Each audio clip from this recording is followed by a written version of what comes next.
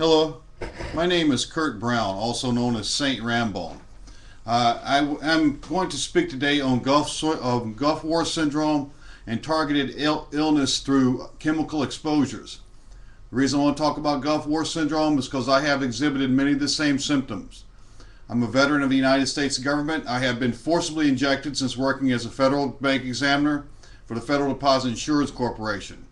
A regional director was killed in his office in San Francisco around the early 90s, and they labeled it suicide. I believe it was a murder. When I went to work there, I saw a regional director come in, and I saw what was apparent money laundering when I worked there as a bank examiner. I will go into that further, but first I want to talk about chemical exposure and how this can work. To give you a little background, I have a degree in, I actually have basically almost a full degree in medical laboratory technology.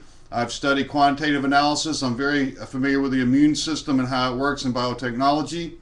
I also have a degree in accounting where I worked as an auditor and bank examiner, and also have a degree as a reporter. My government in the city of Mobile, Alabama blocks me from my government saying he carries a gun. He carries a gun. I don't carry a gun because the regional director was shot in his mouth with his own gun.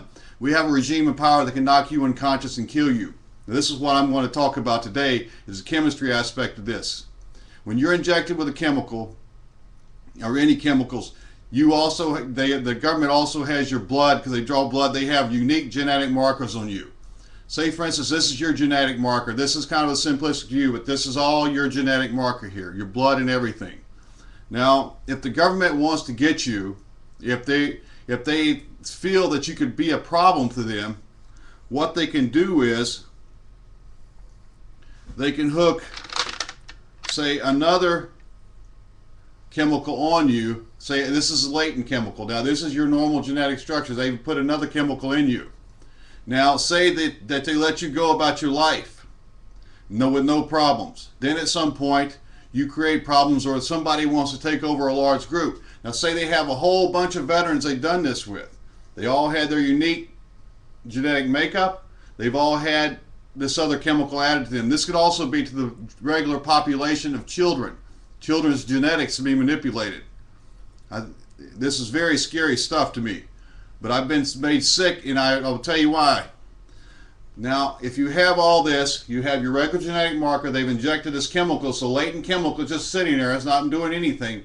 But then say they want to take over a large area, or they want to take out certain aspects of the population. Say you're too humane, or you have a grievance against the government. Well, they had you. They know your genetic marker. They also know they got a chemical you can be acting upon. So what they can do, they can spray chemtrails or contrails, or even just hit you with a spray somewhere near your home. At that point, you would have, sickness. So you have your unique genetic structure. You have a chemical that they put in you. It was latent. They put this other chemical in you. This could be bad, but it's not bad on the entire population. It has to have this second chemical to act upon. Let me repeat this. This is your regular genetic structure. This one here is the one they put in you. It's latent. It's dormant. It just sits there. This one here doesn't do anything unless reacted with this one.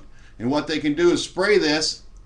It all links up to your genetic marker at that point. These two might actually hook together at this point too. And you see, at that point, you're trapped. You're sick with Gulf syndrome, War syndrome, or whatever.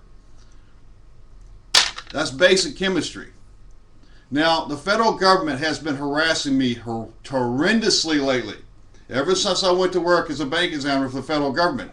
I've even been told the KKK has a hit out on me, a 15 grand hit in Alabama. I had Sheriff Jack Tillman terminated for stealing food funds. He was emaciating inmates. That didn't matter to them. This is beside the point. But Sheriff Jack Tillman also took my gun permit. I was in fear for my life after an attack on my life. The United States federal government did not respond. No federal agency. I contacted many. They're sanctioning money laundering because casinos and drug lords have taken over our filthy American government. Probably that regime needs to be thrown out on their butt.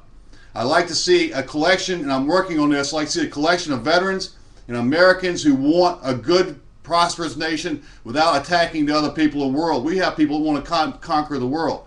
I like to see a new regime come in power and throw that crap out. The Democrat, Republican, the Chape Blanc, Blanc Chape, they're rich. They're controlled by the rich.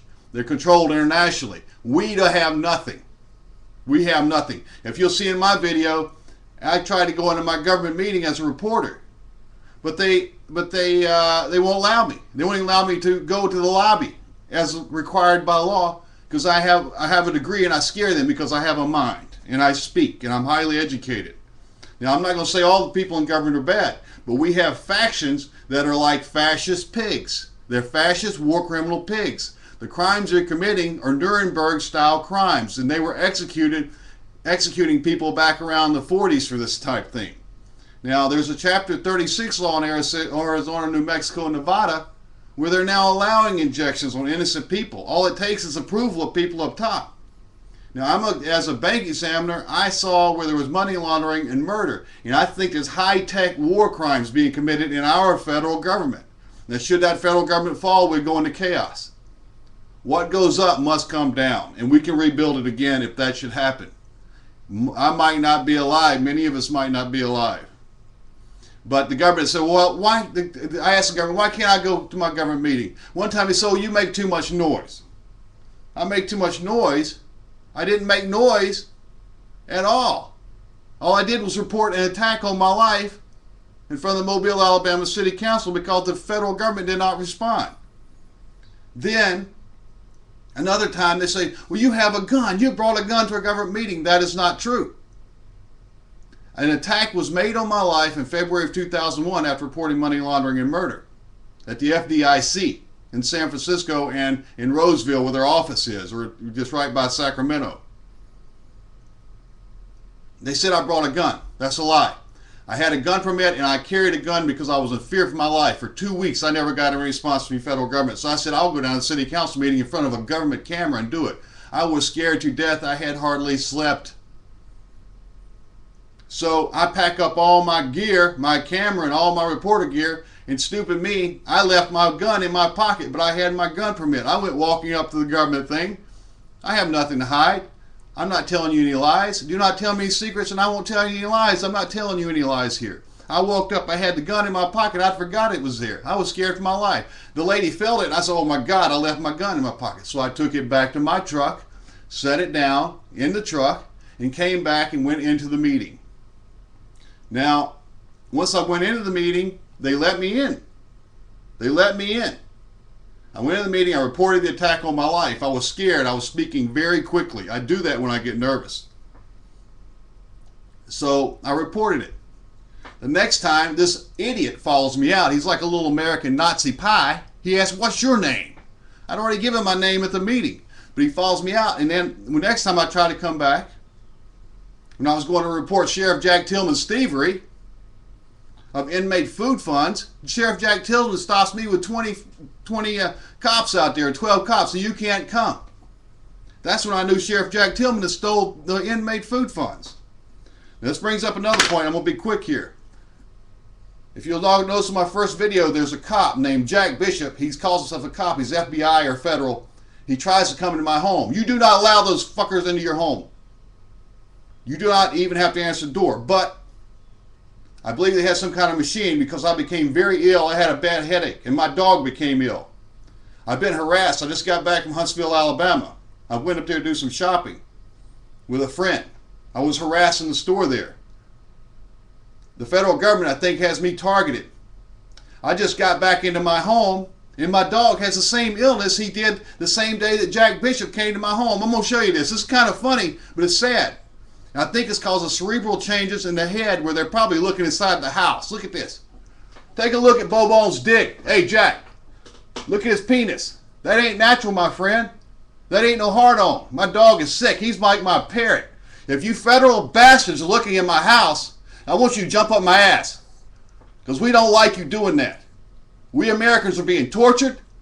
We're being made sick by this chemical shit. You attack us, you kill us in our damn businesses, in our federal agency where I work as a bank examiner. One man was killed and I survived later. My dog is sick. What the hell do you do, man? What do you have, some kind of gun? Now, I'll tell you how I think this is done. There could be nothing. The dog could just have a pry, pism in his penis.